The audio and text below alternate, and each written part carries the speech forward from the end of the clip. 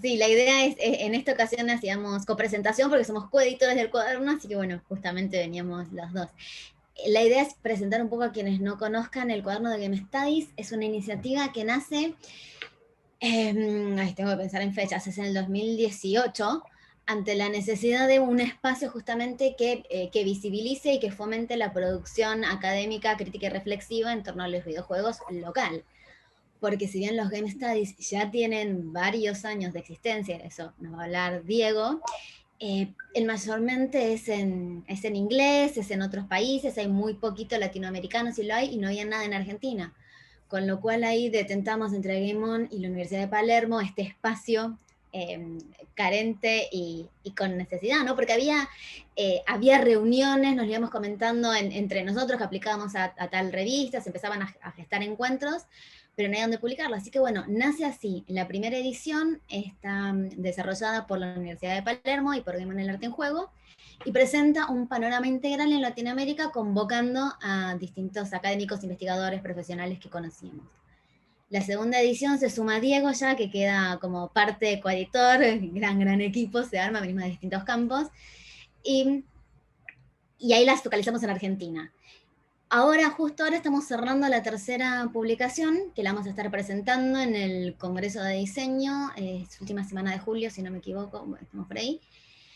Y bueno, la idea de hoy era que participaran algunos de los escritores, de los colaboradores del primer y segundo cuaderno para compartirnos sus investigaciones. Así que sin dar más vueltas, paso la palabra a quienes realmente tienen que hablar hoy. Diego. Eh, Gracias, Lu. Yo digo algo muy breve. Una cosa que me gustaría, si puede entrar a los cuadernos. Ahora yo les voy a pasar un link, les voy a hacer un poquito de spam si no les molesta.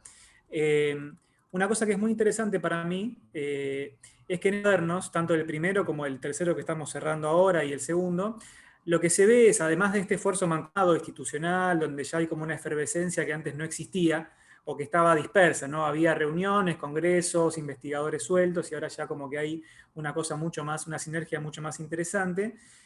Algo muy lindo para mí es que si leen los artículos de estos cuadernos, incluidos de las personas que exponen hoy, van a encontrar que hay artículos que están todo el tiempo inscribiéndose de manera muy clara en una tradición o en distintas tradiciones que son propias de los Game Studies. Digo, sigue habiendo, por supuesto, y eso es muy interesante y lo seguimos recibiendo, artículos que por ahí abordan el videojuego desde los disciplinares que no tienen relación con los Game Studies, ¿no? Pero una cosa que para mí certifica como este estado, este país poco, nada, como veloz y muy poderoso, tiene que ver con que si uno lee los artículos de estos cuadernos, se encuentra con artículos que todo el tiempo como que se inscriben en ese campo de discusiones, de problemas, de investigaciones, de preguntas. Para nosotros creo que vale mucho porque muestra que hay como un movimiento que ya está bastante asentado, que de acá en más solamente puede crecer. Así que nada, por lo menos eso para mí es una acción enorme y bueno, espero que si pueden chusmear los cuadernos, les pase lo mismo. Les voy a poner por el chat para que entren fácilmente dos cuadernos, que son los dos cuadernos que sacó hasta ahora la Universidad de Palermo, de Game Studies. Y además les dejo de chapa, y un poco para cerrar esta idea que les planteaba de esta sinergia, un poco algo que se publicó justamente ayer y que presentamos el martes en este congreso, que es el cuaderno de Game Studies de la UNA, que es la Universidad Nacional de las Artes, con un grupo de investigación en el que estamos Luján y yo. Así que si bien esto se nos corre un poco del tópico de hoy, yo quería también spameárselos por chat para un poco terminar de cerrar esta idea de este panorama que nos excede a todos, felizmente, y que bueno, nos tiene acá hoy reunidos. Así que si les parece, ya pasamos a las presentaciones. Perdón, Bueno, Diego, perdón, sí, te interrumpo un segundo, aprovechando justamente que estamos con este panorama, que Dan comparta también el link de Ludorama. claro. Así mostramos justamente qué es lo que Sí, está sí, sí. sucediendo en Argentina en este campo. Y que es lo que aparte conversábamos antes. Una cosa linda de esto es que tenés como la pata más académica un poco más dura, si querés, aunque no somos duros. Y esos espacios intermedios del ensayo, del periodismo, que para mí son también obviamente fundamentales, ¿no? Eh, Mientras Dan comparte, ahí está, perfecto, gracias Dan. Bueno, pasamos ya a los expositores. Les cuento brevemente que hemos tenido dos bajas, por desgracia, una Eurídice Cabáñez y otra Martín Bisotti. Así que bueno, vamos a estar igual muy bien acompañados con Fede, con Durgan y con Mónica. Así que si les parece, seguimos el orden que está planteado en el panel de la página, o sea, en la página web. Arrancamos entonces con Dan. Lo presento brevemente. Dan es Lead Game Designer de Lunfardo Creaciones y Nats Media, director de Escuela de Game Design Latinoamérica, profesor de desarrollo de videojuegos y narrativa transmedia de la Universidad Maimónides, autor de los libros de la colección Diseño de Juegos en América Latina, Estructura Lúdica y Diseño de Narrativa Transmedia. Y es además coautor de Memoria del Juego y ahora está, obviamente, con el segundo número de Ludorama. Dan, cuando quieras. Bueno, muchas gracias, Diego. Bueno, buenas tardes a todos. Primero un agradecimiento a ustedes, sobre todo a los coordinadores, a vos, Diego, y a Luján, que, bueno, que organizaron todo esto, y a la Universidad de Palermo, obvio, bueno, por estos congresos de tendencia que creo que están muy, muy buenos realmente. Forman pensamiento, ¿no? Eso es importante para la región. Bueno, arranco con lo que a explicar. ¿Tengo que compartir pantalla, puedo? A ver, Sí, podés compartir. A ver, compartir. Ahí está, voy a compartir pantalla porque tengo como una presentacioncita. ¿Se ve? Sí, se ve. Bueno, lo que nosotros presentamos, aclaro que esto es una investigación que estamos haciendo con mis compañeros de la Escuela de Comunicación y Diseño Multimedial de la Universidad Maimónides, que son, como ven ahí, Sofía Alamo, Valeria Drelichman y Facundo Colantonio. Entre los cuatro, bueno, nos dedicamos a impulsar dentro de la universidad un taller o un laboratorio, se podría llamar, donde estamos creando un universo narrativo transmedia con fines de educación, para que nuestros estudiantes tengan una mejor calidad de aprendizaje. ¿Por qué estamos haciendo eso? Bueno, estamos tratando de, como buena escuela de diseño y comunicación, de seguir las tendencias y de revisar qué es lo que está pasando en el mundo en materia de lo que hoy llamaríamos los hábitos de consumo. Esos hábitos de consumo han ido cambiando con los años, ya consideramos que no son los mismos que cuando comenzamos, entonces se nos ocurrió unir dos cosas que en principio parecían separadas, que son la narrativa transmedia, por un lado, que como saben ustedes se trata de contar una historia estratégicamente a través de muchos formatos y ayudándonos con lo que es la tecnología, y lo que yo llamo estructura lúdica, o lo que vendría a ser un método de game design, de diseño de juegos o diseño lúdico, diseño de cualquier tipo de juegos. Las narrativas transmedia son lo que se están usando hoy en todas las licencias, las grandes sagas y marcas que hay, y actualmente en el mundo todo lo que se está produciendo tiene que ver con un diseño transmedia. ¿Por qué? Porque eso facilita que el público, la audiencia, se fidelice a la marca, ¿sí?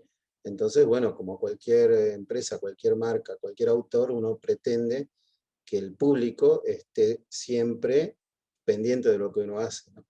Esto es muy necesario en las grandes producciones que involucran inversiones de muchísimos millones de dólares, pero que también tienen muchísimos millones de seguidores. Sin embargo, también se puede hacer en pequeñas burbujas, en espacios más chicos, en campos más reducidos, como puede ser, por ejemplo, nuestros alumnos de la Universidad Maimónides. Entonces hemos unido las dos cosas, porque cuando escribía mis libros, uno es de estructura lúdica y el otro es de narrativa transmedia, los dos primeros, bueno, noté mientras investigaba ese asunto que tienen parecidos muy grandes. Incluyo acá lo que es la estructura narrativa, la estructura dramática, como lo llamaría Sid Field, este profesor de guión de cine. Entonces lo que hicimos fue empezar a unir estas cosas. La estructura lúdica es un sistema motivacional. Un juego está hecho con un sistema motivacional que tiene 5 elementos fundamentales que hacen que las personas tengan ganas de jugar, que se fidelizan. En videojuegos lo llamamos retención de jugadores. Bueno, en otros ámbitos se va a llamar retención de audiencias o de múltiples formas. Lo importante es que la gente se fidelice a la marca. Así que yo noté que esto, que es una metodología que usamos para el diseño de juegos y que también lo enseñamos como parte de las carreras de la universidad, le uní lo que vendría a ser la narrativa, tanto la tradicional como esta nueva narrativa, no nueva, pero tiene muchísimos años, pero que hoy está tan en boga, que es lo interactivo o participativo. Ahí en esa gráfica lo que están viendo es que son distintos lenguajes en realidad, ¿no? Cada medio tiene su propio lenguaje, son distintos, pero comparten quizá la misma estructura dramática a la hora de diseñarlo. La que nos interesa es básicamente la que es propia o más conocida en el ámbito de los videojuegos, que es esta forma de contar participativa, ¿no? Que le agrega una tercera dimensión a lo que ya es conceptual y sensorial en los otros formatos. Vale decir, si yo tomo una narrativa estándar, interactiva, y la muevo de un lado a del otro, hola Jero, lo que voy a tener ahí es una especie de elige tu propia aventura, ¿no? Dicho en términos muy sencillos.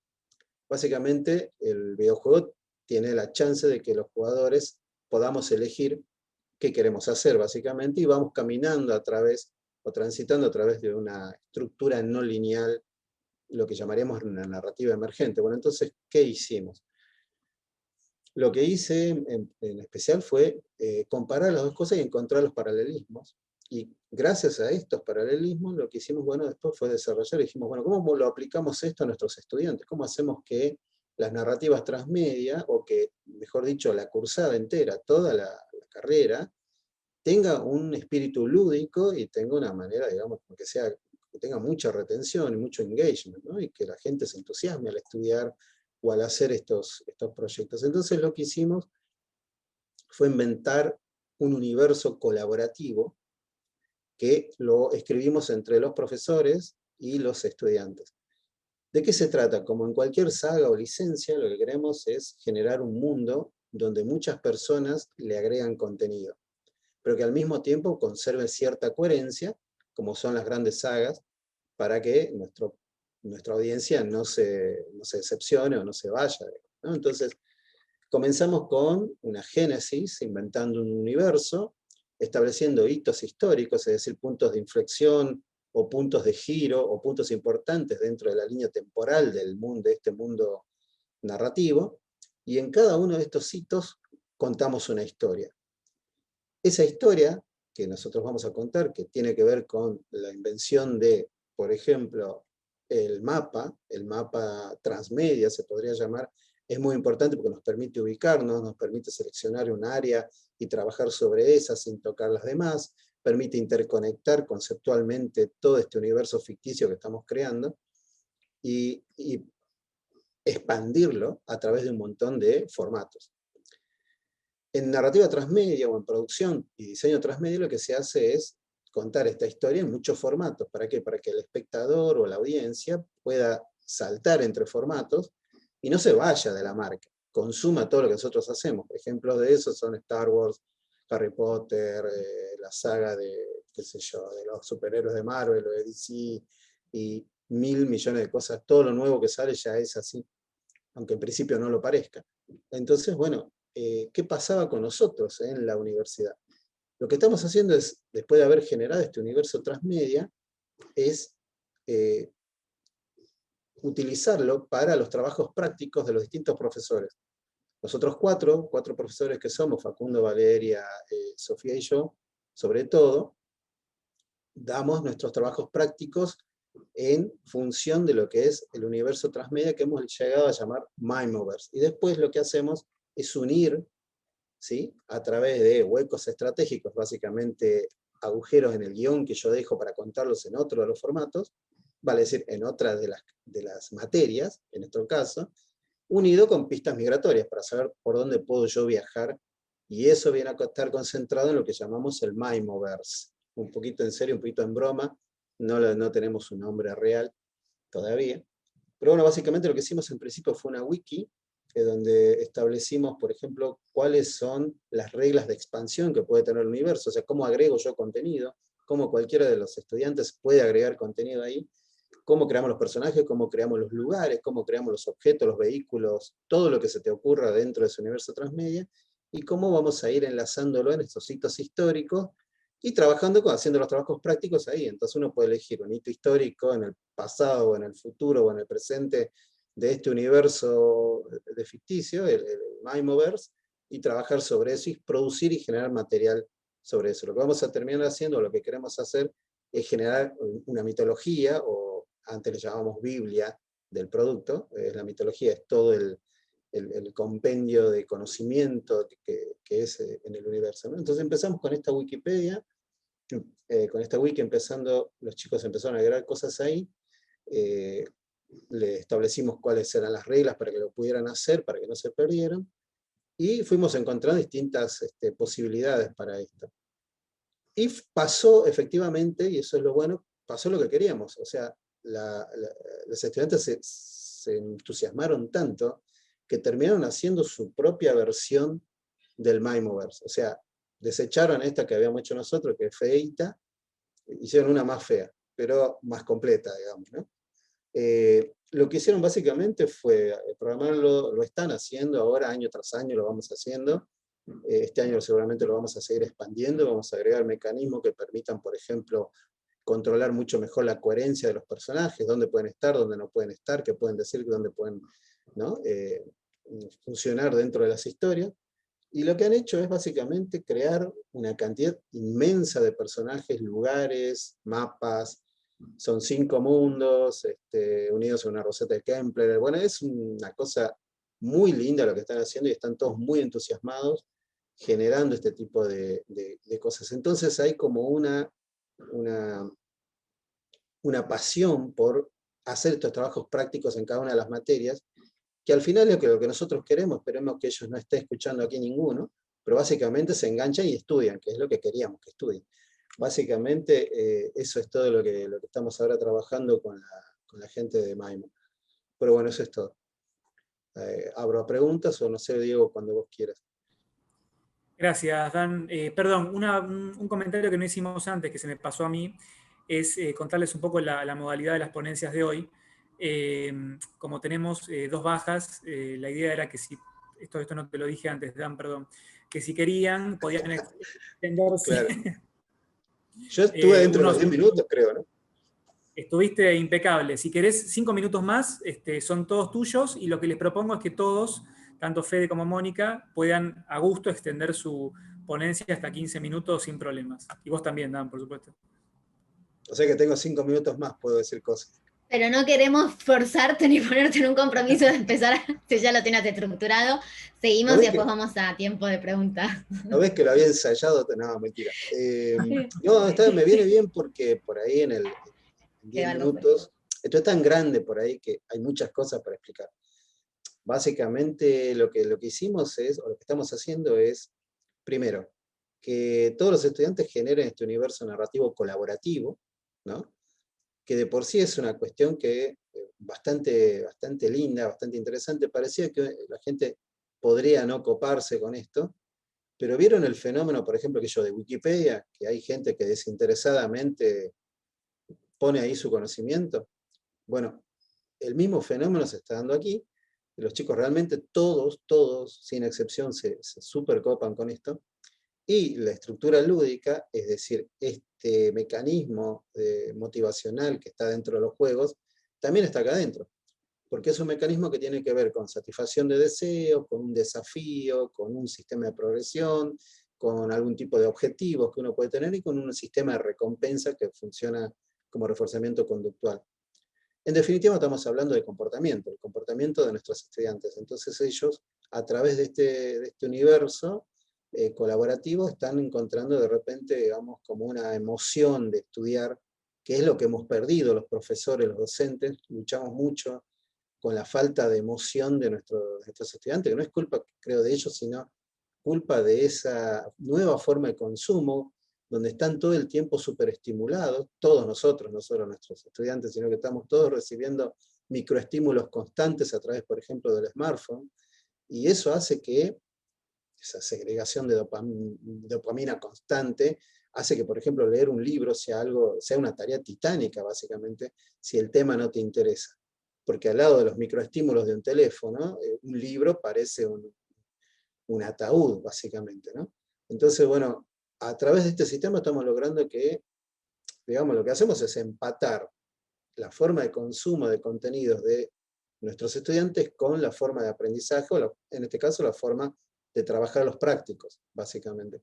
Y está dando muy buenos resultados, o sea, todavía nos faltan mediciones, nos faltan agregar, como les decía, más cosas, por ejemplo, al sistema. Ahora nos damos cuenta que cuando mucha gente colabora y crea contenido, a medida que se va expandiendo mucho el universo narrativo, es muy difícil que tengamos todo en la cabeza y podamos recordar todo lo que hay. Mucha gente ya no está viendo todo el contenido que se está produciendo, y entonces el resultado es que cuesta agregar un personaje nuevo o una situación nueva. Entonces necesitamos un sistema automático donde, por ejemplo, si yo defino un personaje o una historia y están los curadores, digamos, del universo que dicen sí, ok, está bien, lo bloquees, ¿no? Entonces, por ejemplo, si es una persona que tiene, no sé, que nació en este año y murió en este otro año, hay una línea de tiempo, bueno, no puede estar en una historia previa a ese tiempo o posterior, ¿no es cierto? Y si está, ¿cuántos años tiene? Para que haya una coherencia narrativa.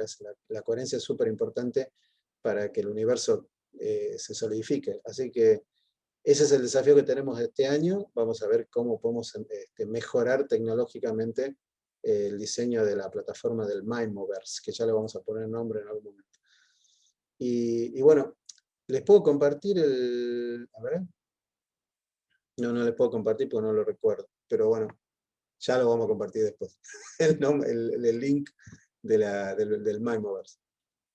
Ya está, hablé 5 minutos más. Gracias, Dan. Bueno, pasamos con Federico y después vayan anotando todas las preguntas que van surgiendo. A mí me iban surgiendo en el camino. Ya nos quedamos al cierre charlando.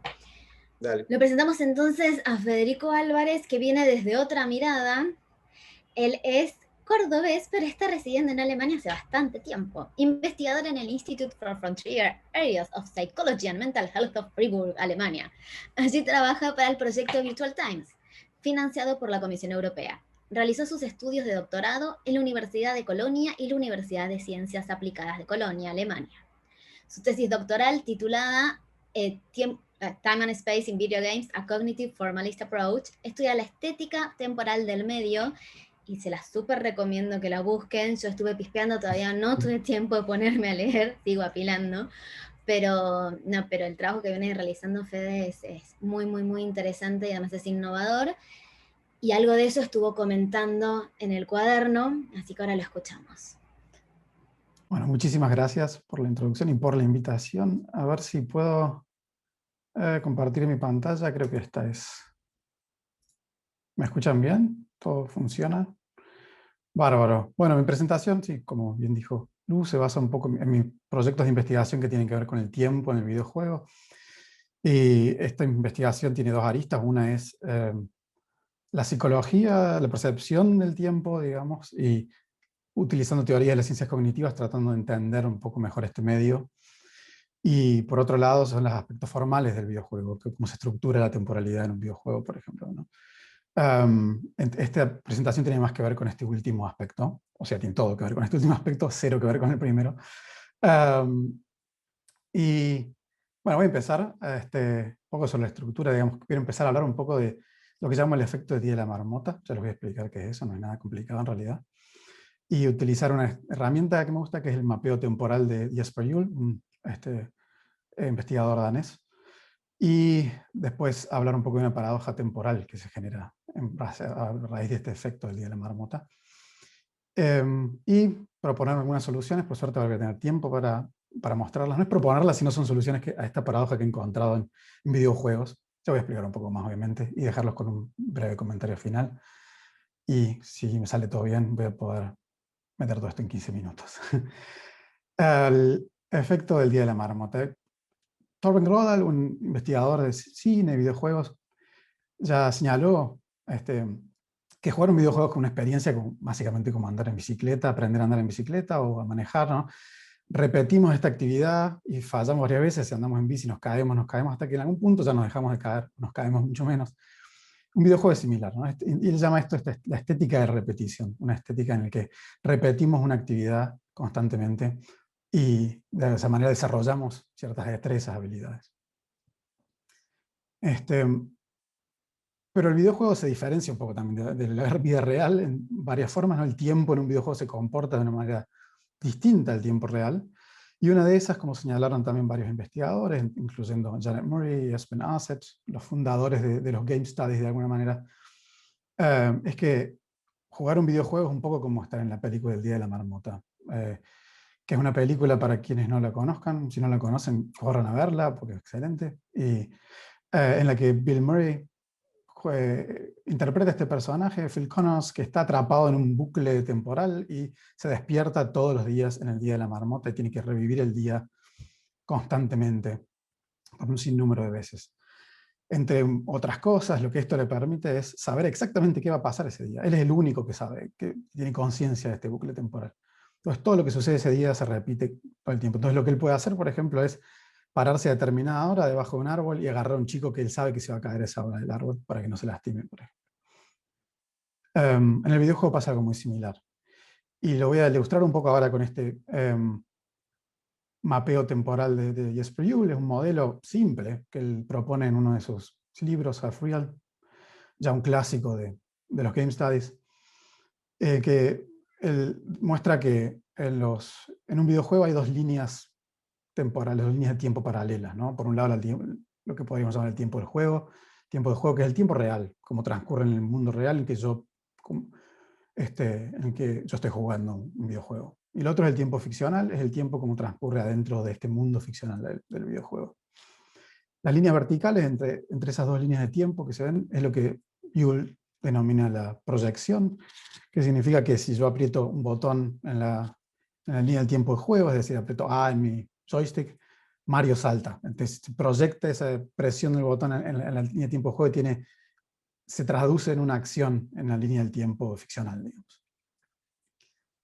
Yo tomé este modelo de Juhl y lo desarmé un poco, porque me parece que se puede no representa perfectamente bien todavía cómo el tiempo se comporta en un videojuego, y para representar un poco esta lógica del Día de la Marmota, lo que hice fue desarmar la línea de tiempo ficcional. En la línea de tiempo de juego pueden ver que hay inserté unos cuadrados que son las partidas guardadas, y si ven la línea de tiempo ficcional está dividida en segmentos, y esos segmentos se superponen en mayor o menor medida. Todo esto es obviamente hipotético, o sea, me cuenta, estoy representando una partida X que empieza en la línea de tiempo ficcional, arriba a la izquierda, y uno juega hasta que pierde, representado por esa X. Cuando pierdo, vuelvo atrás a una partida guardada, vuelvo a comenzar en el segmento de abajo, vuelvo a perder, y así sucesivamente se genera un zigzag temporal. Si tomamos una partida completa, hipotética, podemos ver cómo el tiempo ficcional se empieza a comprimir, y la línea de tiempo de juego obviamente sigue hacia adelante, irreversiblemente, como suele hacer. Y con la proyección ocurre lo siguiente, ¿no? Que se empieza como a inclinar cada vez más. Y si tomamos dos líneas en particular, por ejemplo acá T1 y T2, vemos que el T1 ocurre primero en el tiempo de juego que T2, pero ocurre más tarde en la línea ficcional, en el tiempo ficcional, digamos. T2 ocurre primero, solo que en un segmento distinto, un segmento posterior. Es decir, con todo esto quiero decir, bueno, es definir el efecto del Día de la Marmota, que es este acto de restablecer el tiempo ficcional del juego para volver a jugar un segmento, y esto nos da conocimiento de lo que va a pasar en el futuro. Y este conocimiento con el que volvemos armados tiene ciertas consecuencias, tanto podríamos decir para la psicología, la percepción del tiempo de un videojuego, en eso no me voy a meter ahora, pero también en la dramaturgia de un videojuego. Bien, que eso es lo que voy a explorar ahora un poquito más. Vale destacar algunas diferencias con la película El Día de la Marmota, porque como jugadores nosotros somos Phil Connors, el personaje de la película, pero nuestro personaje en el videojuego no sabe, no es consciente generalmente de este bucle temporal en el que está inserto. Y además, a diferencia de Phil Connors, que se despierta todos los días, el mismo día, a la misma hora, nosotros tenemos la libertad y el lujo de guardar nuestro progreso, guardar partidas, y cargarlas además a nuestro placer, a nuestra disposición. No en todos los juegos, pero generalmente tenemos estas posibilidades. Una característica que no voy a explorar mucho, simplemente le quiero mencionar, o una consecuencia, perdón, de esto es qué pasa con la tragedia. Y esto es algo que el diseñador de videojuegos Jesse Schell problematizó en una charla en la GDC, en la Games Developer Conference en 2013. donde él básicamente dice, ¿qué pasa con la tragedia? En un videojuego es muy difícil implementar o contar una historia trágica, porque supongamos que estamos jugando a Romeo y Julieta, en teoría uno podría ir a volver atrás en el tiempo y salvar a Romeo y Julieta, ya sabiendo lo que va a pasar, y evitar que esto suceda para que no se mueran, ¿no? Y él no dice que es imposible de implementar la tragedia en un videojuego, pero que es más difícil que en otros medios, en medios lineales, por ejemplo. Una forma en la que algunos videojuegos implementan la tragedia es por medios de cuellos de embudo narrativos como una cutscene, ¿no? Como una secuencia animada en la que no tenemos agencia, con la que no podemos interactuar. Un ejemplo típico es el juego Red Dead Redemption, en el que al final, spoiler si no lo jugaron estos últimos 11 años, mala suerte, nuestro personaje principal muere, es básicamente fusilado por un pelotón que lo va a visitar a su casa. Y nosotros podemos interactuar por un momento, tratar de defendernos, matar a un par de enemigos, pero a la larga se activa una secuencia que muestran cómo el personaje muere, y luego que esta secuencia termina no hay vuelta atrás. Eso no lo podemos deshacer como jugadores, ¿no? Pero esto requiere este cuello de embudo narrativo, digamos, ¿no? Que requiere que nos quiten la capacidad como jugadores de tener agencia, de poder interactuar con este mundo. Bueno, entonces, bueno, esta cita de Nietzsche la podemos, creo que, pasar por encima, ya medio que le mencioné. Pero lo que pasa aquí es que, bueno, como nosotros volvemos atrás, volviendo al efecto del día de la marmota, ¿no? Con información sobre lo que va a pasar, actuamos ya con esta información, planeamos hacia adelante y generamos estrategias en base a esta información. Voy a entrar a un cuarto, sé, o en este cuarto hay 5 enemigos, están parados acá y acá, y yo planeo de esta manera. El tema es que el personaje que yo controlo no puede tener esa información, porque yo lo acabo de resetear y de restablecer con todo este universo del videojuego. Pero aún así se comporta como si tuviese esta información, porque yo lo controlo. Entonces se genera esta brecha entre el conocimiento que yo tengo como jugador y que el personaje tiene como entidad ficcional. Y esto genera una paradoja temporal, porque el personaje está comportando en base a información que no tiene. Que no quiero argumentar que esto es un problema necesariamente. En muchos juegos, en los juegos en los que la destreza y la habilidad es más importante, en general esto no tiene importancia, pero sí estamos desarrollando un videojuego que tiene un énfasis narrativo, en que el vínculo del personaje, del jugador o de la jugadora con su personaje es importante. Por ahí queremos evitar esto. Buscar alguna forma de acortar esa brecha, si se quiere. Un mini ejemplo del juego Shadow Warrior de 2013. Shadow Warrior somos un personaje que se llama Lo Wang. Es un juego... en fin, bueno, no voy a decir mucho del juego porque no hay mucho tiempo, pero básicamente tenemos un compañero que es un espíritu, Hoji se llama, y no siempre se materializa, entonces lo que van a escuchar en el video es en inglés, ya después les puedo decir qué dice el diálogo, pero es un diálogo entre Hoji, este demonio que no está materializado, y Lo Wang, el personaje principal, que están a punto de pelear contra uno de los jefes del juego. Y bueno, les muestro un poco a ver qué pasa, si lo puedo prender. Espero que funcione bien.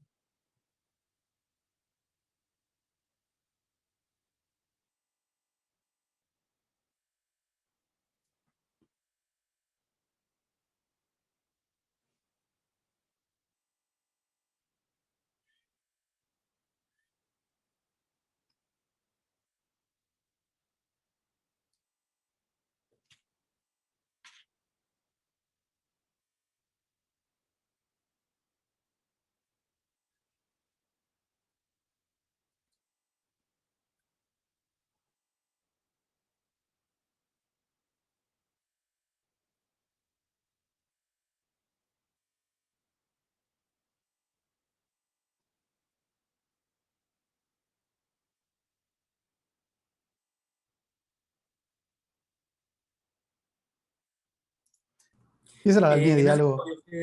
¿querés ¿Perdón? contarnos un poco lo que va Ah, pasando? ¿no se veo? Se ve, pero no se escucha. Bueno, qué lástima lo del audio, no entendí, no sé qué puede haber pasado. Pero bueno, ahí vieron esa escena, les puedo comentar el audio, igual lo iba a repetir el diálogo en español, por las dudas. Básicamente lo que sucede es que en un momento Lo Wang le pregunta a Hoji, que Hoji tiene más conocimiento de este mundo espiritual en el que están ahora, ¿qué tengo que hacer para derrotar a este enemigo? Y Hoji le dice, tenés que dispararle a placas de la armadura que brillan, básicamente. Y así el jugador entonces cambia de la katana a la ametralladora y le empieza a disparar a las placas de la armadura. El asunto es que si perdemos esta pelea y la volvemos a comenzar, el diálogo se repite igual. Pero yo como jugador ya sé que tengo que dispararle a las placas de la armadura que brillan. Entonces después de un rato ya empezás como, ya sé, déjame dispararle ya de entrada, o sea, o no me lo digas de vuelta. En fin, este es un ejemplo de cómo esa brecha de conocimiento puede generar ruido, digamos, en el jugador y puede generar una distancia innecesaria entre el jugador y el personaje que controla, o la jugadora y el personaje que controla. En fin, me queda poco tiempo, pero voy a mencionar todavía estas soluciones que encontré en algunos juegos y las clasifiqué en 5 categorías. Las voy a mencionar una por una. La primera, digo, respawn en un videojuego, respawnear en un juego es reaparecer, uno se muere y vuelve a reaparecer en una parte del mapa. Es típico de los juegos multiplayer, tipo Call of Duty, me muero y reaparezco instantáneamente en otra parte del mapa y sigo jugando. Pero hay juegos single player que también incorporan este acto de respawn al mundo ficcional del juego, como por ejemplo BioShock. Están estas Vital Chambers, donde cuando yo me muero, mi cuerpo es restablecido ahí y el mundo ficcional del juego no vuelve a un estado anterior. Lo mismo pasa en el juego Borderlands, bueno, en la serie de los juegos Borderlands, por ejemplo. Con esto, entonces, no hay necesidad de volver atrás en el tiempo del juego, volvemos a reaparecer y seguimos jugando, volvemos a entrar a la acción directamente. Obviamente esto no lo soluciona del todo al tema, al tema del efecto del día de la marmota, porque en BioShock, por ejemplo, todavía podemos cargar una partida guardada. Otro ejemplo, otra categoría, la denominé la muerte, le sienta bien, es que hay juegos como Soul River en que la muerte del personaje cambia el estado del juego. Pero el juego sigue adelante. Acá está el personaje de Soul River en plano material, y si se muere, se va al plano sería espiritual, y después podemos movernos entre plano y plano, y no hay necesidad tampoco de cargar una partida guardada, porque saltamos entre plano y plano. Otro ejemplo es poner una mecánica para rebobinar, un rewind, ¿no?, dentro del juego, entonces, como por ejemplo en Life is Strange, en que el personaje, Max, en este juego tiene esa capacidad, ese poder de rebobinar el tiempo, entonces también se vuelve una herramienta diegética. Otra característica, otra forma es tener herramientas o mecánicas que informan tanto al jugador o la jugadora como a los personajes. Entonces, no hace falta ya volver atrás en el tiempo para adquirir información mediante prueba de error o para adquirir mucha de esta información. En el juego Batman Arkham Asylum tenemos un mapa y un montón de información, y tenemos la Detective Vision, la visión de detective, que nos permite ver atrás de paredes cuántos enemigos hay, qué armas tienen, en qué estado están, si están nerviosos o calmos, etc. Y esto también quita mucho la necesidad de meternos en este proceso de prueba y error y de zigzaguear para atrás y para adelante en el tiempo, pero no lo quita del todo, obviamente. No son soluciones perfectas, esto ya es algo que voy a tocar al final. La última categoría hacemos sin vuelta atrás, y son juegos como Heavy Rain, por ejemplo, en que no hay directamente una opción de volver atrás en el tiempo. Hay una opción que puedo recomenzar un capítulo del juego, pero el juego también es muy críptico acerca de cuáles son las consecuencias de nuestras acciones, qué exactamente acabo de hacer que me llevó a este punto en el juego, y volver a recomenzar un capítulo en el juego es perder mucho progreso. También se puede comenzar el juego de cero de vuelta, obviamente. Pero en general el juego nos está todo el tiempo como tratando de desincentivar a que hagamos eso y que sigamos para adelante y vivamos con las consecuencias de nuestras acciones. Y el diseño del juego nos lleva a que queramos seguir una narrativa para adelante de alguna forma y tener esta sensación de como, bueno, esta es mi historia y esto es lo que me pasó a mí, digamos. Y un poco la filosofía que tiene el David Cage, que es el principal desarrollador atrás de Quantic Dream, la compañía que desarrolla estos juegos, tipo Heavy Rain. Para cerrar, bueno, como digo, estas soluciones no fueron necesariamente implementadas para solucionar la paradoja, no son perfectas, tienen un montón de problemas, pero solucionan aunque sea parcialmente el problema. Puede haber otras soluciones que no descubrí, sin duda se pueden implementar nuevas en el futuro, eso está abierto, claramente. Y como dije, no creo que la paradoja sea un problema en juegos de habilidad y destreza, no necesariamente, pero eso, si el foco es narrativo, el vínculo del personaje con el jugador o la jugadora es importante, se debería considerar esta paradoja. Y estas soluciones creo que pueden ayudar a poner el foco más efectivamente en la narrativa y el desarrollo de personajes. En fin, gracias por tu atención. Muchas gracias, Fede. Bueno, seguimos entonces con Mónica Jacobo. Es investigadora y artista. Ha desarrollado obras con diversas tecnologías. Actualmente su interés se centra en los videojuegos como objetos culturales. Es doctora en artes por la Universidad Nacional de Córdoba, donde es docente en la Facultad de Artes y dirige un equipo de investigación de experiencias musicales, subjetividades, arte y cultura contemporánea. Cuando quieras. Bien, hola. Les agradezco por la invitación a Luján y a Diego y por todo el trabajo que vienen haciendo en torno a la investigación sobre videojuegos y sobre la visibilidad de las distintas prácticas que fueron surgiendo en los últimos años vinculadas con esto, ya que ayudan a que se pueda conocer más rápidamente todo el campo. Voy a compartir pantalla.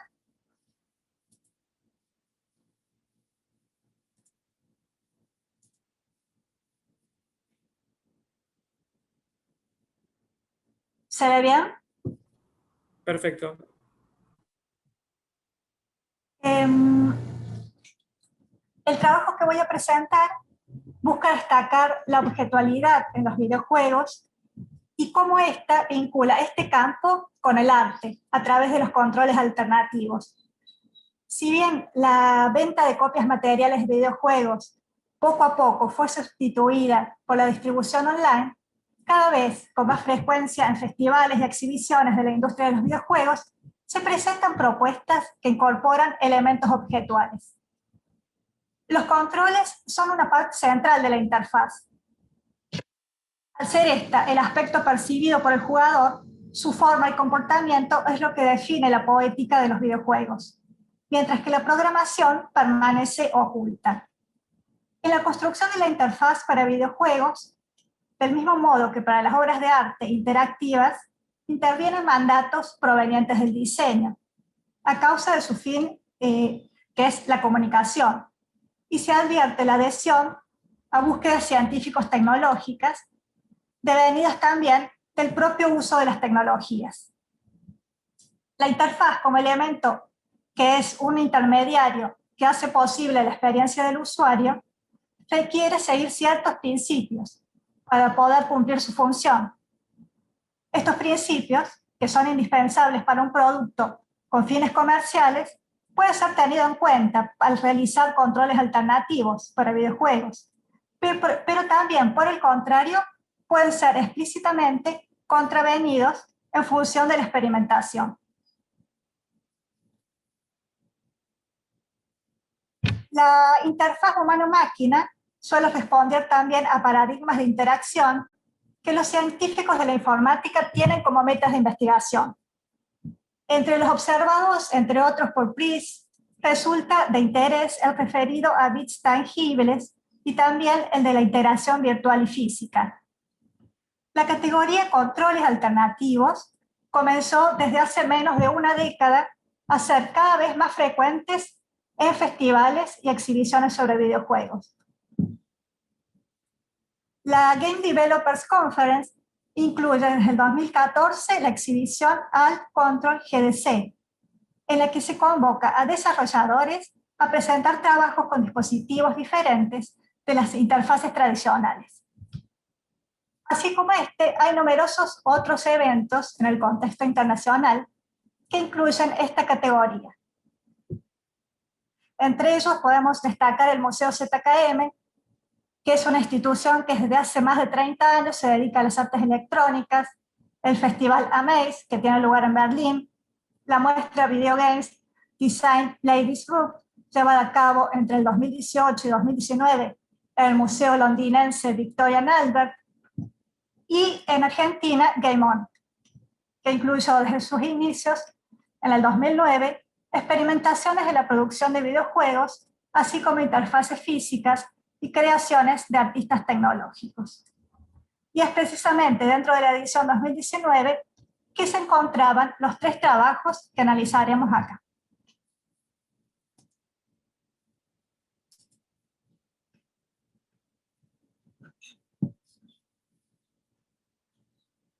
La obra que pueden ver en pantalla, Line Wobbler, realizada en el 2015 por Robin Baumgarten, un desarrollador independiente y artista de origen alemán, Es un trabajo que reúne varias de las posibilidades de sustitución de los dispositivos de la interfaz tradicional. Tanto el hardware como el software del juego fueron realizados por el desarrollador. El dispositivo de interacción que maneja el jugador es un tope de puerta flexible. Y es mediante su accionar que se puede avanzar en el juego. Una línea de LEDs reemplaza la pantalla, condensando con gran abstracción un juego de Dungeon Crawler, en la que el avatar es un punto verde, los enemigos puntos rojos, en tanto que el color naranja y el blanco representan los peligros a sortear. La tira de LEDs permite que la apariencia física del juego pueda adaptarse a los distintos espacios de exhibición. La versión que pudo jugarse en Buenos Aires tomó forma escultórica. Mediante el uso de recursos mínimos, esta propuesta cuestiona la búsqueda de realismo tridimensional en la industria de los videojuegos, en tanto que la supresión de la pantalla y su reemplazo por una sola línea de LEDs lo vuelve una pieza particular en la experimentación con la interfaz. El propio Baumgarten, al referirse a su obra, describe esta como una instalación. El carácter objetual de los juegos instalados impide copiarlos a un dispositivo. Sin embargo, Leinbobler tiene la particularidad de que el código fue divulgado por su autor en sitios donde se socializan tutoriales para realizar dispositivos que implican algún tipo de manipulación técnica. En los mundos del arte se encuentra el debate, que es siempre vigente, en torno a qué parte de la obra debe realizar el artista.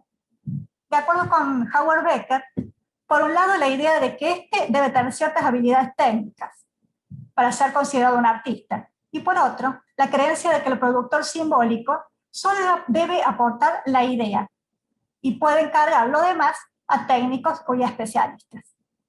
En el caso de Leinbobler, encontramos que si bien los aspectos técnicos se comparten dentro del mundo maker, el concepto de instalación quita el énfasis en la habilidad técnica del productor simbólico, subrayando la idea. Y es esta la cualidad que colabora en el ingreso hacia los mundos del arte. Como pueden ver en pantalla, esta obra adquiere diferentes formas según dónde se la instale. Bueno, acá no aparece ninguna de la cual fue la forma que fue instalada en Game On, pero aparecen otras formas en las cuales se instaló. Tanto la tira de LEDs va adquiriendo las distintas formas de la arquitectura, y en el caso de la imagen que ven a la derecha, además incorpora la textura del ambiente expositivo. Este artista realizó además en el 2017 otra obra titulada Bubble Garden, en la que se utiliza nuevamente topes de puerta, pero esta vez en gran cantidad, dando lugar a otra propuesta modular con posibilidades de adaptarse al ambiente expositivo. Este nuevo trabajo fue adquirido por el Museo ZKM.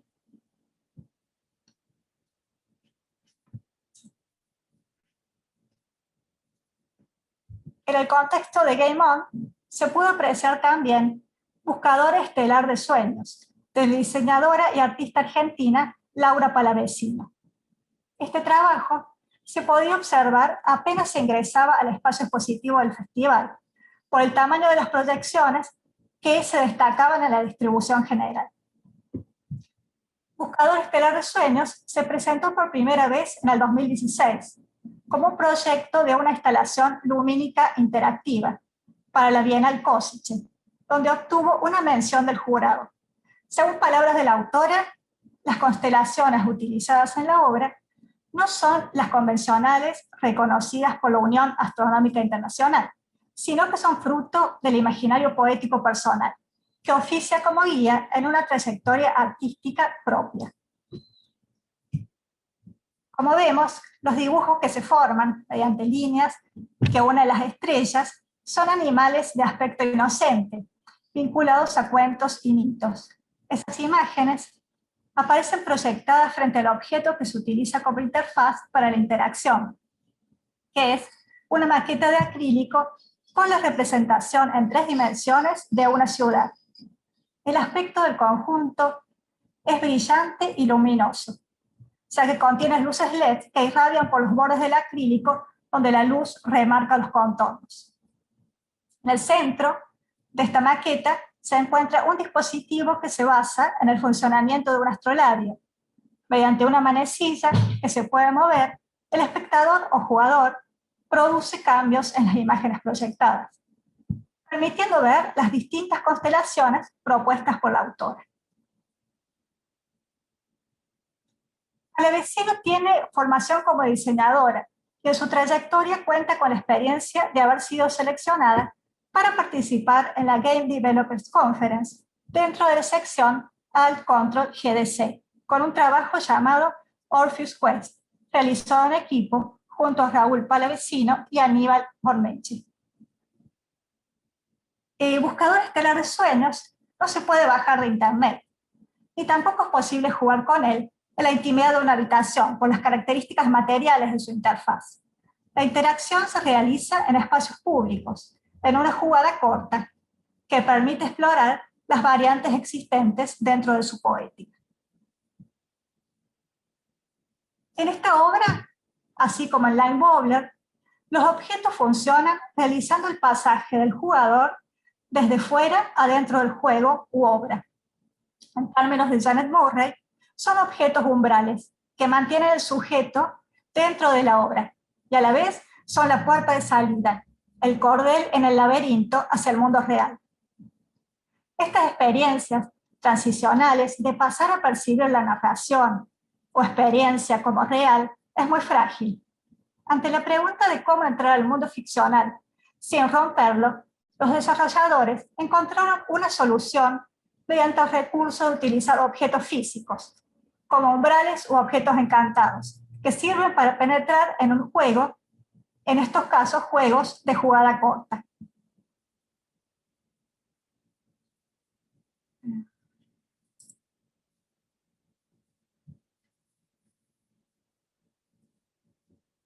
Otro de los juegos que se pudo experimentar en Game On en el 2019 fue Kids, que es el segundo trabajo en colaboración entre los suizos Michael Frey, cineasta y artista, y Mario von Rickenbach, desarrollador de videojuegos.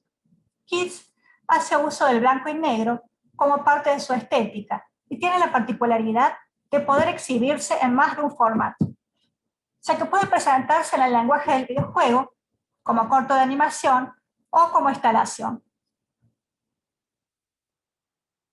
El trabajo realizado con dibujo lineal y movimiento fluido presenta personajes que habitan las distintas versiones de la propuesta como multitudes anónimas. En el videojuego, que se puede adquirir en cualquiera de las plataformas más conocidas, la escena principal muestra un gran óvalo negro y gran cantidad de personajes alrededor, como pueden ver ustedes en la pantalla, en la imagen que creo que ven a la izquierda. Si el jugador arrastra un personaje, la multitud lo sigue cayéndose todos hacia algún otro lado. Es posible parar a algunos de ellos por un rato, pero ante nuestro abandono también ellos se dejan caer. El trabajo en el lenguaje de la instalación fue presentado por primera vez en el 2018 en el Museo de Artes Digitales MUDA de Zúrich, un espacio que, si bien estaba dedicado a la relación entre tecnologías y arte, proponía que las pantallas no sean el nodo de las exposiciones, que se apele a otras sensaciones para experimentar las obras. La versión allí exhibida reunía las tres versiones del trabajo. Kids se exhibió en numerosos festivales, adquiriendo formas diversas que combinan sus tres formatos, de acuerdo con el espacio disponible. Dentro de la exhibición Game On, se exhibió en el nodo Contactos, incorporando algunos personajes de tela sobre una estructura metálica. Los personajes de tela similares a los que ustedes pueden ver en la imagen sobre la instalación en el MUDA. Los personajes de tela en Game On se encontraban ubicados sobre una estructura metálica y se completaba la obra con una pequeña pantalla y una proyección. Bueno, para cerrar podemos decir que los controles alternativos se transformaron en la última década en una convención dentro de los mundos de los videojuegos y particularmente los festivales. que como formato de exhibición siempre se caracterizaron desde sus comienzos por la plurisensorialidad. El territorio para el cual muchos de ellos se desarrollan no es el de la reproducción masiva, tampoco el de la comercialización en la industria del entretenimiento, sino que son los recorridos en exhibiciones, festivales y museos. Es decir, espacios públicos donde las obras son experimentadas por su imposibilidad de consumirse en instancias privadas. La materialidad con la que frecuentemente cuentan los controles ayuda a su visibilidad dentro de exhibiciones. La mayor parte de los productos se pueden bajar y reproducir. Junto a estos desarrollos también encontramos otros con una disposición similar en cuanto al uso de la materialidad. Juegos que se extienden por el espacio de las muestras en el lenguaje de la instalación. Los 3 trabajos analizados guardan un fuerte vínculo con el mundo del arte y con tecnología en particular. Las materialidades de estas propuestas, conjugadas generalmente cortas, permiten una experiencia diferente para el jugador, en la que los sentidos, más allá de la vista y el oído, adquieren particular importancia. Bueno, muchas gracias. Gracias, Mónica. Muchas gracias a todos. Vamos a aprovechar que estamos bien de tiempo y empezamos con las preguntas del público. Vi que preguntaste, Dan, pero le voy a dar primero la palabra a Guillermo, pobre, que ya venía diciendo desde el principio que no podía hablar por de la audiencia. Guillermo, quien ha participado también en el segundo cuaderno, ¿no? O en el primero, pero en el primero, y se viene para el tercero una nueva participación.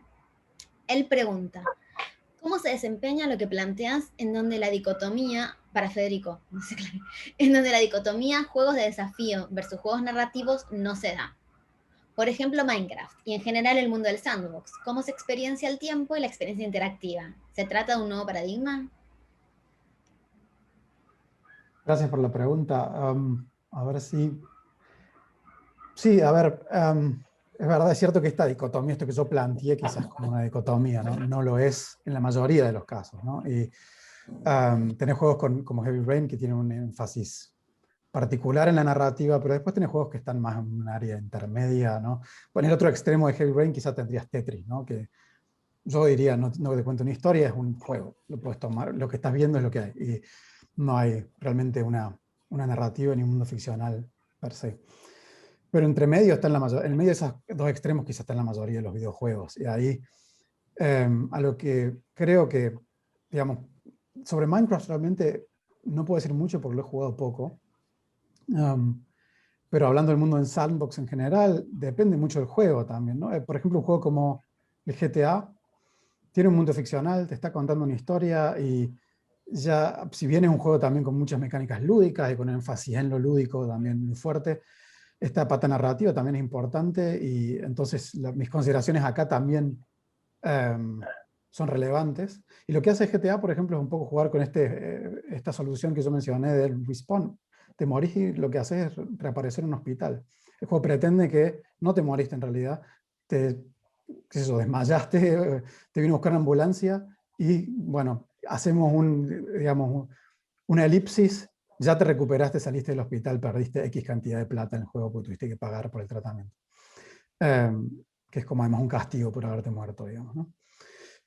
O por haber terminado en el hospital. Entonces esa es una forma, por ejemplo, en que el sandbox lo puede solucionar. Minecraft lo veo desde mi perspectiva, pueden corregir los que les han jugado más, pero no me parece que sea un juego tanto con énfasis narrativo, si bien es un mundo ficcional en que hay personajes, es más un juego de supervivencia mucho más lúdico, con mucho más énfasis en lo mecánico y que me parece que hay una discrepancia entre el jugador y el personaje, o la jugadora y el personaje, digamos, y este conocimiento no generaría tanto ruido, pero puede ser que me equivoque en ese aspecto. Y qué sé yo, como digo, creo que esta es una cuestión que se tiene que, más que discutir en términos del sandbox en general, más caso por caso y juego por juego, ¿no? Y cuánto énfasis pone el juego en la narrativa y cuánto énfasis pone en los aspectos lúdicos.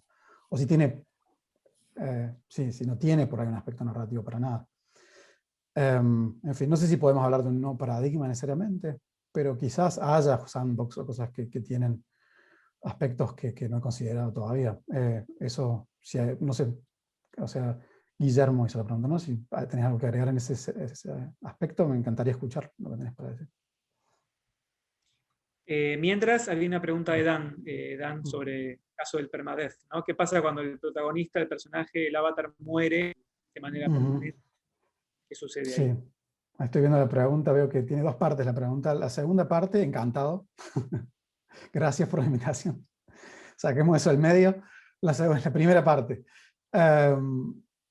Sí, es una buena pregunta y es algo que dejé afuera por cuestión de tiempo, pero a ver, un juego con permadeath de por sí no soluciona el problema porque si es un juego narrativo, yo me muero y tengo que empezar de vuelta el juego, pero el juego desde el principio es exactamente el mismo, tengo los mismos problemas básicamente. Pero tenemos después géneros como el roguelike, bueno, y el juego rogue en sí que inició todo este género, que son juegos que tienen permadeath, o sea, te morís y es el fin, y además cada vez que empezás una partida nueva, el mapa se genera proceduralmente. Entonces ahí perdés muchísima información. Tenés información todavía acerca de ciertas lógicas y mecánicas del juego, pero no sabes más cómo está diseñado el espacio, dónde están los enemigos, etc. Entonces, eso, digamos, la combinación de permadeath con esta generación procedural de el mapa del juego, me parece que sí se puede considerar una solución y estaría dentro de la categoría sin vuelta atrás, de la categoría de Heavy Rain para mí. Lo metería ahí, no sé, quizá tendría más sentido hacer una nueva, pero me parece que por ahora yo lo clasifico así. Y después tenés juegos también que son permadeath, que son pocos y no conozco muchos, pero hay uno, por ejemplo, que se llama One Life, Una Vida, que es un juego online multiplayer, te lo descargas, jugás, cuando te morís, ya no lo puedes jugar más. Y una lógica así también podría servir como dentro de esta categoría sin vuelta atrás, que el juego solo se puede jugar una vez, pero bueno, qué es eso, supongo que hay millones de cosas que uno puede hacer para volver a instalar una nueva cuenta de Steam en una nueva computadora, lo que descargo de vuelta, ¿no? Pero a la larga nunca hay soluciones completamente definitivas, salvo que el juego te mate a vos por ahí.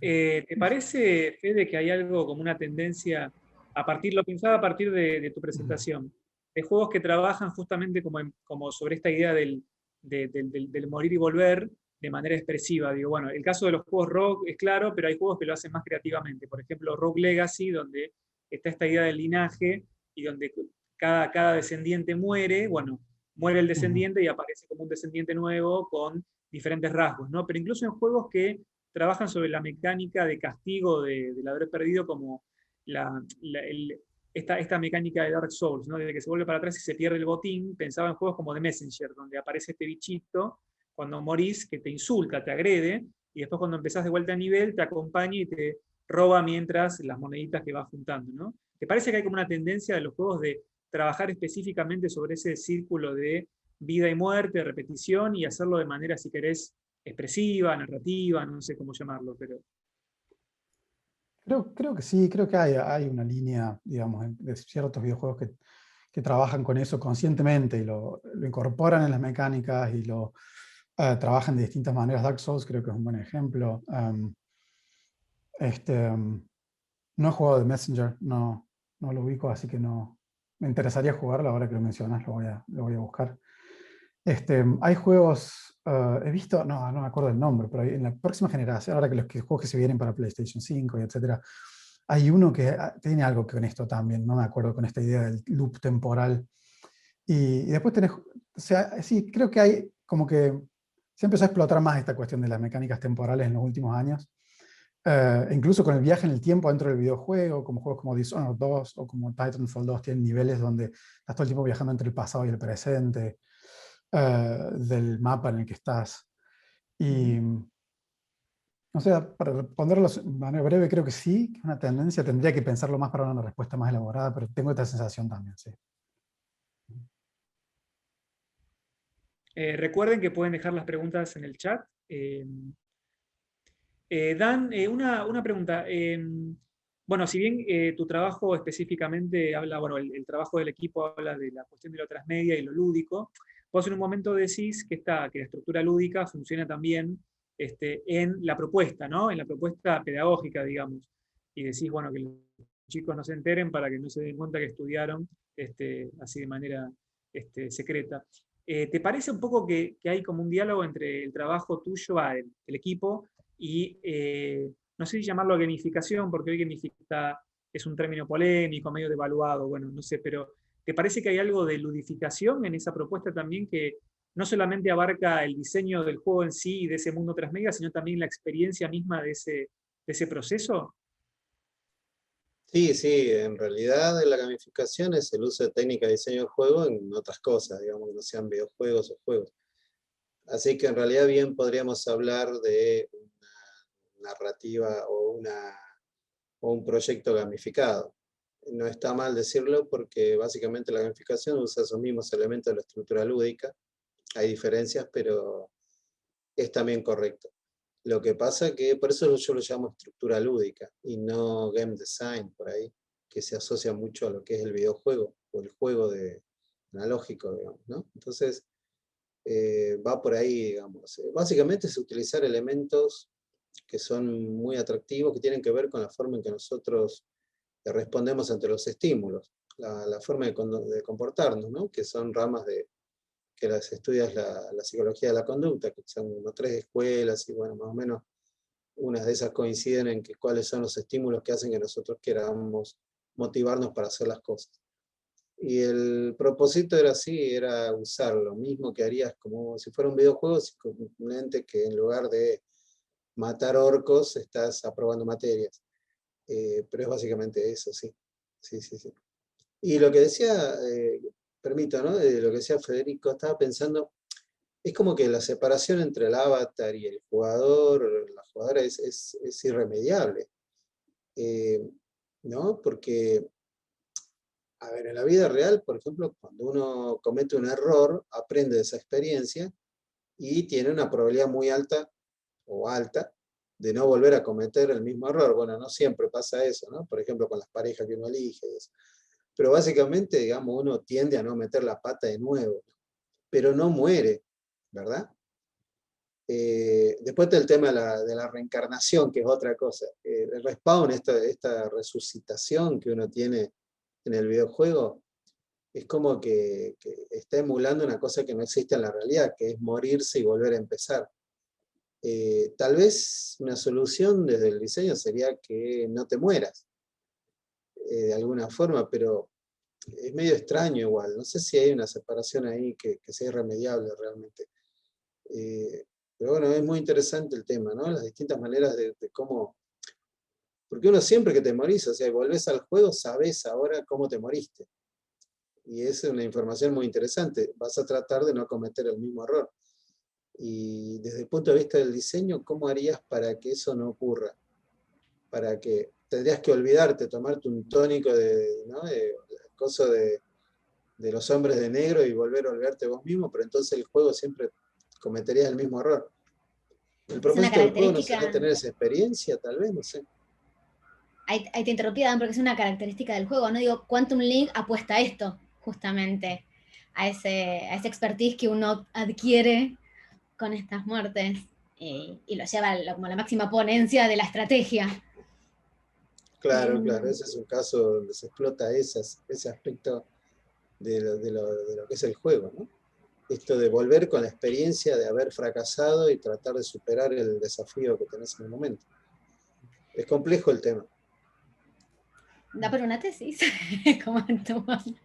le ocurrió a alguien?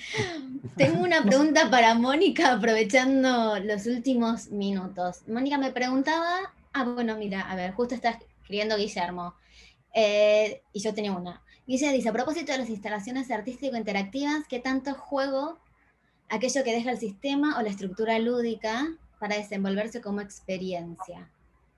¿Será que cuando el videojuego se mezcla con el arte estamos dejando de desafiar o narrar y empezar únicamente a emular una experiencia más fluida?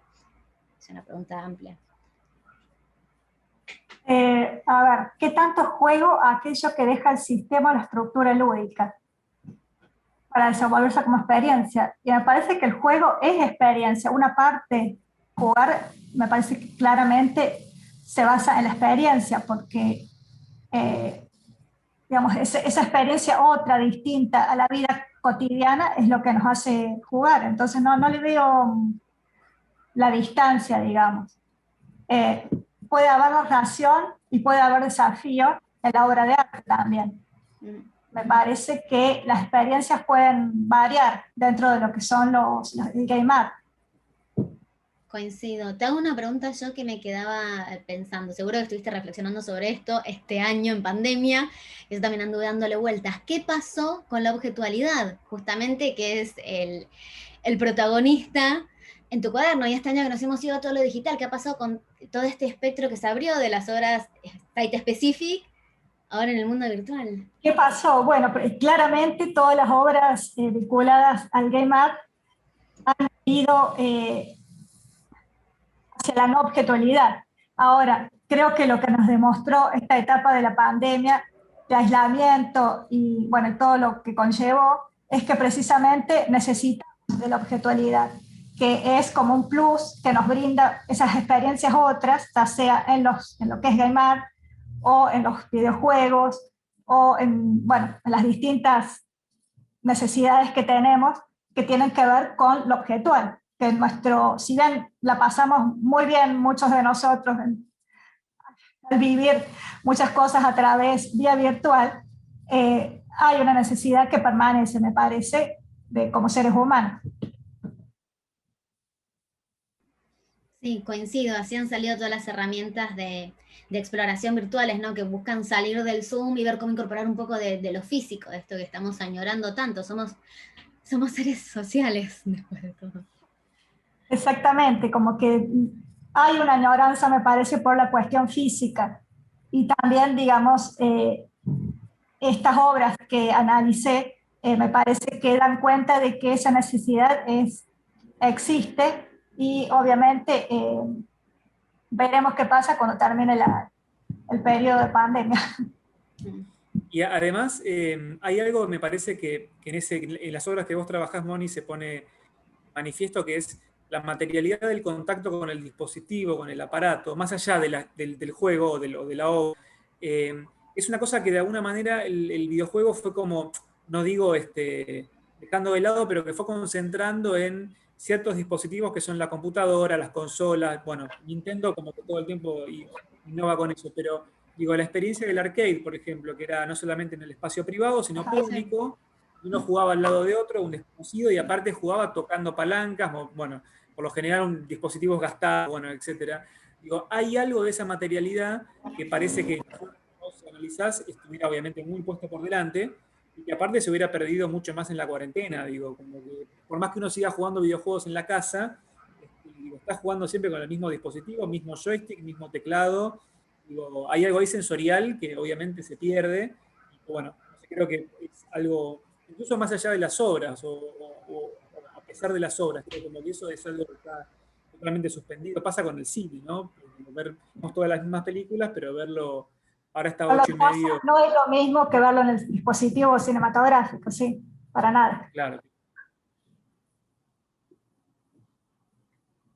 Sí, la cuestión del arcade es bastante interesante también para analizar en relación con la materialidad y la objetualidad de los videojuegos, porque es una experiencia que ya prácticamente no, salvo generalmente en las ciudades de veraneo, que todavía suele haber algunos de estos salones de videojuegos, es casi, los adultos muy pocas veces van a ese tipo de salas ahora.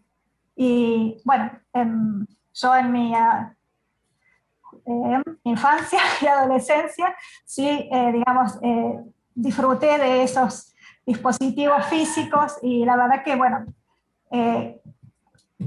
uno, digamos, bueno, por algo se venden esas consolitas que a los arcades y bueno, y están todas estas producciones que tratan de volver a esa experiencia de la manipulación física, la cuestión sensorial, como decís, Diego, que es tan importante para, bueno, nuestra interacción con el mundo.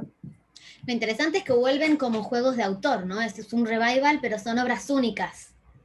Sí, sí, sí. Bueno, nosotros, viste que hay una gran movida acá, por lo menos en la ciudad de Buenos Aires, de arcades, ¿no? Arcades hechos arcades de autor, digamos, que con su cabina lo fabrican, son como máquinas más modernas, pero remedan, digamos, lo que era la vieja época de los 80 y eso, ¿no?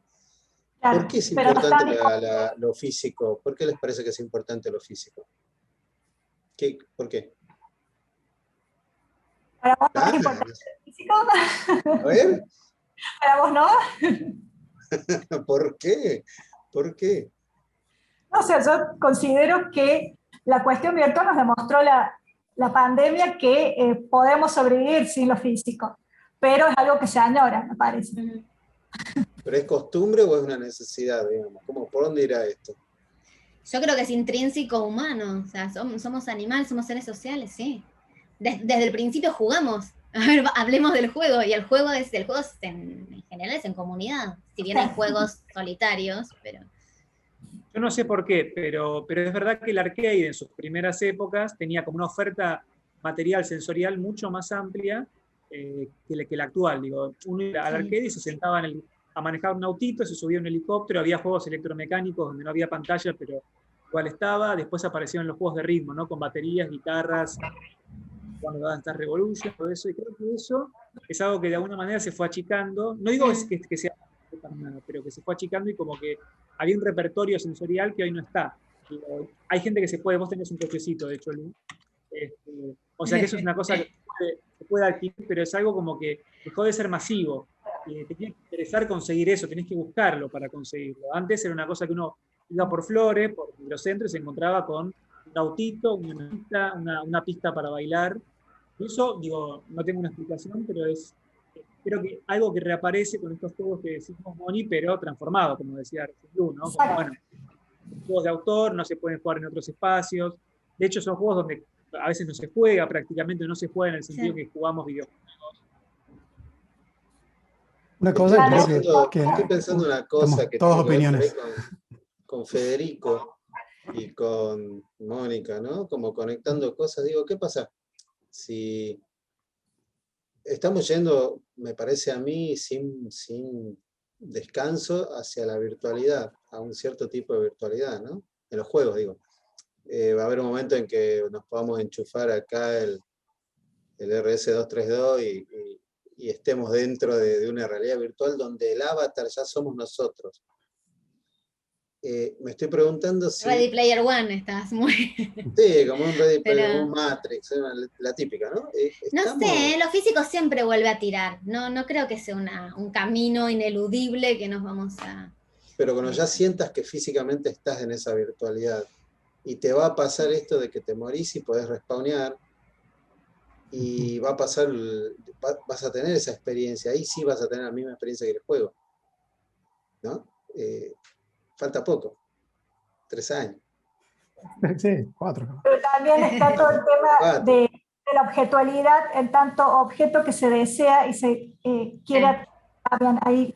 Por ejemplo, eso lo vemos con los vinilos, con los cassettes, con cosas que pueden ser solamente virtuales, pero que se vuelven a poner en forma de objetos por una cuestión también de deseo de tener esos objetos, además de la cuestión de experienciar lo material. Pero eso no es porque estamos envejeciendo. ¿Qué pasa con una persona muy joven que no añora todo eso que añoramos nosotros, sino que añora lo que vivió esa persona? Que básicamente, ¿qué es? No sé, tendría que pensarlo, pero no sé qué va a pensar esa gente. ¿Cuál va a ser su nostalgia? ¿Nostalgia de qué? De MTV ya no, es más acá todavía. Nostalgia de smartphone, nostalgia de smartphone.